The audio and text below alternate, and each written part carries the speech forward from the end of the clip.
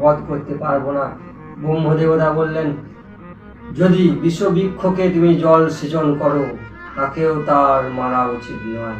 তাই আমি বর দিয়েছি, মারতে পারবো না। স্পষ্ট কথা বলে দিলেন, স্পষ্ট কথায় কষ্ট নেই। তারপরে গেলেন সমস্ত দেবতা মিলে ভগবান বিষ্ণুর কাছে, জগৎ পালনহারী। ভগবান বিষ্ণু বললেন, তারকাসুর বর নিয়েছে যে শুধুমাত্র শিবের পুত্র দ্বারা বধ হবে। তাহলে ভগবান শিব তো এখন সমাধিতে লীন, তাহলে কি করে তার সমাধি ভঙ্গ করতে হবে? ভঙ্গ কি করে করবে? আর এইদিকে মা সতী পুনরায় জন্ম নিয়েছেন। এদিকে হিমালয়ের বাড়িতে মেনকার গর্ভে জন্ম নিয়েছেন মা পার্বতী।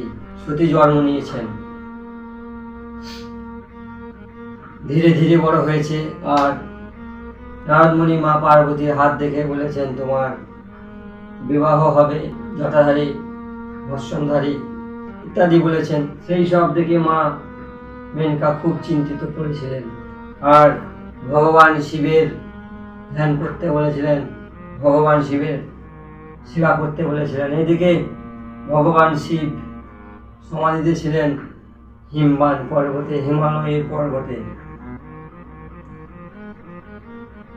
সেখানেই মা পার্বতী পিতার কথা শুনেছিলেন, সেবা করছিলেন মা পার্বতী ভগবান শিবের।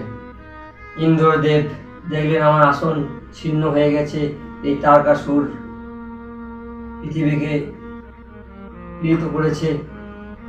তাই সমস্ত দেবতা ভগবান শিবের কাছে গেলেন আর বললেন, হে প্রাণনাথ, হে শম্ভুনাথ, হে তিলকীনাথ, হে গঙ্গাধারী, জটাধারী,